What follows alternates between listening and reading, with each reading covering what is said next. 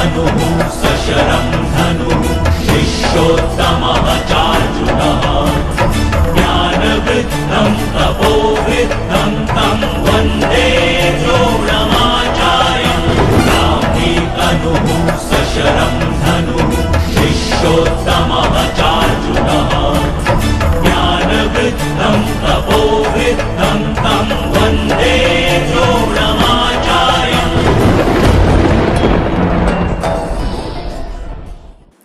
नमस्कार देवियों, तो चलो फिर से स्वागत है आपका माइथो टीवी पर। आज हम बात करेंगे गुरु द्रोणाचार्य और गुरु कृपाचार्य के जन्म कथा की। जी हाँ, गुरु द्रोणाचार्य कृपाचार्य की जन्म कथा की। तो शुरुआत करते हैं गुरु द्रोणाचार्य से। गुरु द्रोणाचार्य जो पांडवों के सबके, कौरवों के, पांडवों के, सब कुरुवंश के, अंधकाज, वृष्णिज, राधे, कर्ण, इन सब के गुरु थे। उनका नाम था गुरु द्रोणाचार्य। गुरु द्रोणाचार्य के पिताश्री का नाम महर्षि भारद्वाज था। एक बार महर्षि भारद्वाज स्नान करने नदी के, गंगा के यहाँ गए थे और वहाँ पे उन्होंने एक अप्सरा घृतची को देखा तो उनके मन में लड्डू फूट गए।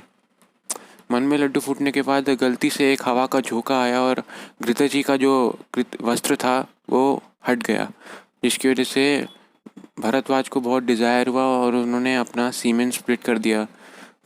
अपनी काम भावना शांत की और जो सीमेन है उसे एक पॉट में रख दिया, एक मटके में भर दिया, एक घड़े में भर दिया। उसी घड़े से पैदा हुए आचार्य महारथी द्रोण। जी हाँ, आचार्य महारथी द्रोण वहीं से पैदा हुए थे।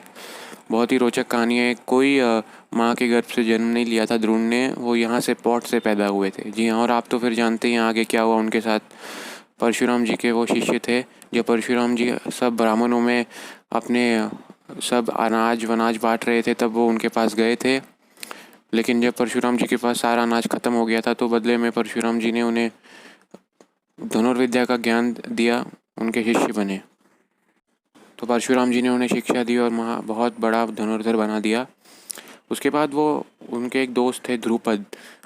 भारद्वाज ऋषि के एक दोस्त थे पृष्ठा। जी हाँ, महाराज पृष्ठा जो थे वो भारद्वाज मुनि के दोस्त थे, जो कि द्रोण के पिता थे भारद्वाज। हाँ, तो पृष्ठा का जो पुत्र था उनका नाम द्रुपद था और द्रुपद बार बार जो है वो द्रोण के आश्रम में आता था उसके साथ खेलने के लिए बचपन में।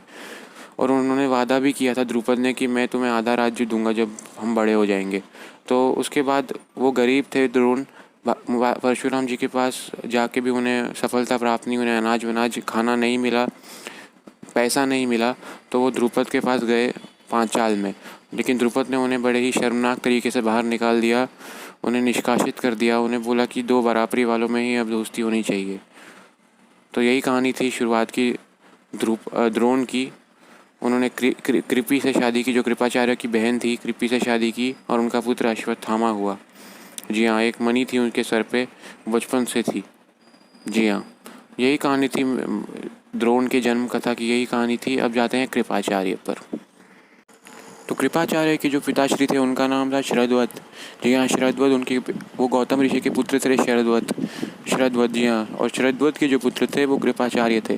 तो कहानी क्या है कि शरद्वत एक बार, वो हमेशा जो थे धनुष और बाण के साथ ही चलते थे, बिना धनुष बाण के कभी चलते ही नहीं थे। वो पैदा भी धनुष बाण के साथ ही हुए थे, तो धनुष बाण उन्हें बहुत प्रिय था, वो हमेशा वो लेके घूमते थे।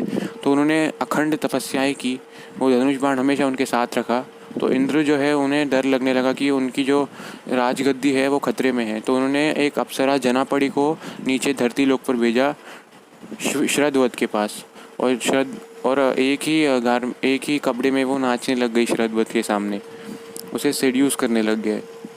तो शरद्वत जो है वो पूरी तरह से होश आवाज़ खो बैठा।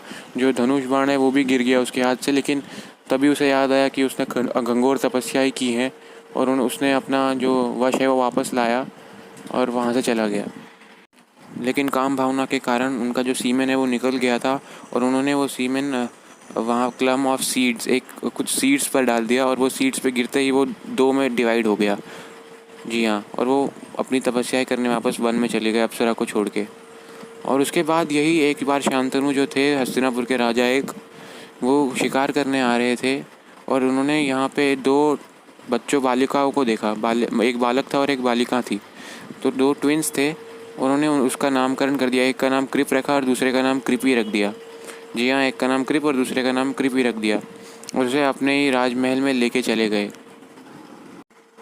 उसके बाद जब शरद्वत को पता चला कि जो उनका दो पुत्री हैं, एक पुत्री और एक पुत्र है, वो हस्तिनापुर में है, तो वो हस्तिनापुर गए और वहाँ पे कृप को धनुर्विद्या का ज्ञान दिखाया। चारों अस्त्र जो धनुर्विद्या के होते हैं, मुक्त, अनुमुक्त, मुक्तामुक्त, यंत्र मुक्त, ये 4 अस्त्र होते हैं धनुर्विद्या के। ये चारों तरह के शस्त्र और अस्त्र की विद्या दी कृप को और वापस गए।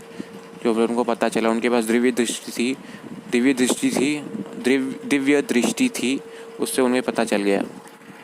तो ये कहानी थी कृप की जन्म कथा की, कृपाचार्य की। तो बस लाइक कीजिए, सब्सक्राइब कीजिए, अच्छा लगा हो वीडियो तो। तब तक के लिए गुड बाय, शब खैर, सी।